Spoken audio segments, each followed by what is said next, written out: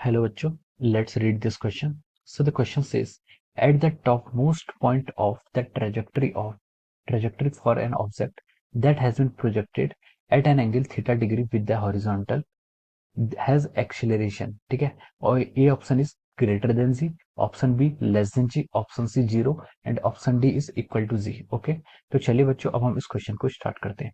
तो देखिए बच्चों, इस क्वेश्चन का जो आपका की कॉन्सेप्ट है, इस क्वेश्चन का की कॉन्सेप्ट हम लिख सकते हैं कि this question is based on upon our, एक तो आपका प्रोजेक्टाइल मोशन पर बेस्ड क्वेश्चन है, ठीक है, और हम इसको बोल सकते हैं ये आपका जो क्वेश्चन है ये आपका मोशन अंडर ग्रेविटी पर भी बेस्ड है, ठीक है। तो इसके दो आपके की कॉन्सेप्ट हो सकते हैं। देखिए, इसने बोला कि at the top most of the trajectory for an object that is projected at an angle theta, ठीक है, इसको हमने थीटा डिग्री के एंगल से प्रोजेक्ट किया है। तो अगर हमने इसको थीटा डिग्री के एंगल से प्रोजेक्ट किया है तो इसका मोशन एक्स एक्सिस के अलोंग भी होगा और वाई एक्सिस के अलोंग भी होगा, ठीक है। और इस पर सिर्फ आपका एक ही एक्सेलरेशन लगता है, वो आपका डाउनवर्ड लगता है, जिसे हम ग्रेविटी बोलते हैं, ठीक है। तो इसके कारण ये मोशन क्या हो जाएगा, आपका प्रोजेक्टाइल मोशन हो जाएगा, ठीक है। तो देखिए, इस क्वेश्चन का जो आपका की कॉन्सेप्ट होगा, we can write down that key concept of this problem is our projectile motion, ठीक है, या मोशन अंडर ग्रेविटी, ठीक है। अब देखिए, अब इस क्वेश्चन को हम सॉल्व करते हैं। तो देखिए, एस प्रोजेक्टाइल मोशन होता है क्या, प्रोजेक्टाइल मोशन होता है आपका जब किसी ऑब्जेक्ट को क्या करते हैं, थ्रो करते हैं with some initial velocity with respect to the ground, ground के रिस्पेक्ट में हम क्या करते हैं, किसी ऑब्जेक्ट को थ्रो करते हैं, ठीक है।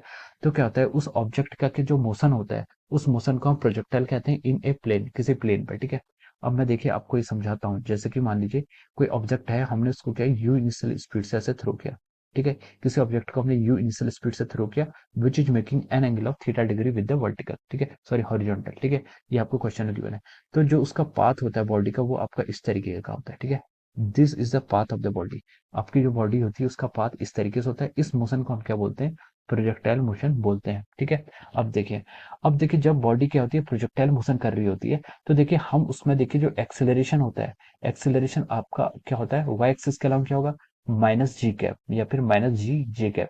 ये क्या है, माइनस जी जी कैप क्या है, देखिए जो आपका एक्सेलरेशन ड्यू टू ग्रेविटी, मान लीजिए पार्टिकल किसी पॉइंट पर यहाँ पर है, ठीक है, कोई बॉडी, उस पर आपका ग्रेविटी फोर्स डाउनवर्ड लेगा।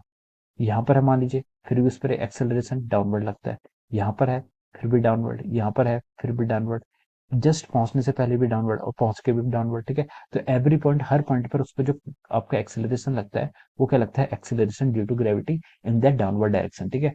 तो ए वाई की वैल्यू तो आपकी कांस्टेंट रहेगी। अब हम देखते हैं कि एक्सेलरेशन अलोंग एक्स एक्सिस के अलोंग कोई एक्सेलरेशन नहीं लगता है, ठीक है, अनलेस हम यहाँ पर कोई एयर रेजिस्टेंस को कंसिडर ना करें। तो एक्सेलरेशन आपका अलोंग एक्स एक्सिस कितना हो जाता है, जीरो हो जाता है। तो देखिए जो इस पर एक्सेलरेशन है, इस पूरे प्रोजेक्टाइल मोशन पर जो इस पर एक्सेलरेशन है, वो क्या आपका कांस्टेंट है और डाउनवर्ड डायरेक्शन में है और अलोंग डाउनवर्ड डायरेक्शन में है, ठीक है। और और हॉरिजॉन्टल कंपोनेंट ऑफ एक्सेलरेशन कितना है, जीरो है, ठीक है। ये आपका क्या पूरे रास्ते की स्टोरी है। अब क्वेश्चन को स्टार्ट करते हैं। क्वेश्चन बोल रहा है कि at the top most point of the trajectory for an object that has been projected at an angle theta with the horizontal has acceleration, उसका एक्सेलरेशन पूछा है।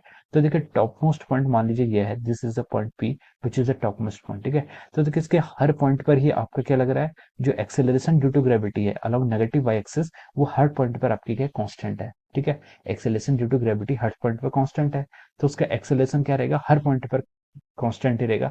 भले ही वो बिल्कुल मिडिल पॉइंट हो या फिर आपका हाईएस्ट पॉइंट हो या फिर स्टार्टिंग पॉइंट हो, हर पॉइंट पर आपकी ग्रेविटी की वैल्यू कांस्टेंट रहती है, ठीक है। तो जहां पर इसका एक्सेलरेशन रहेगा, वो कितना रहेगा आपका, ऑलवेज माइनस जी रहेगा। और हमसे क्वेश्चन में पूछा है कि उसका एक्सेलरेशन की वैल्यू बतानी है, ठीक है। तो उसकी एक्सेलरेशन की वैल्यू कितनी आएगी आपकी, माने की वैल्यू मतलब उसका मैग्नीट्यूड, तो वो कितना आ गया आपका, जी के इक्वल आ जाएगा, ठीक है।